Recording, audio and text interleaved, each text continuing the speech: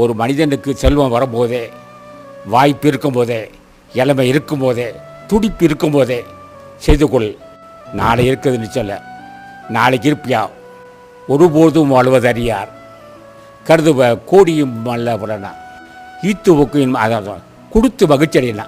யார் சொன்னோன்னா ராமலிங்க சாமிகளே, என்ன பல லட்சம் இருக்குது தாயே, கொடுக்க மனசு வரலையாப்பா. அப்படியா?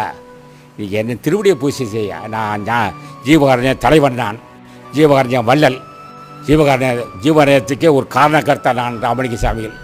ராமலிங்க சாமிகள் ஐயா, கொடி கிடக்காதான் கொடுக்க மனசு தாயினேன். என் திருவடியை பற்றி கொள், என்னை அழைத்துப்பார்.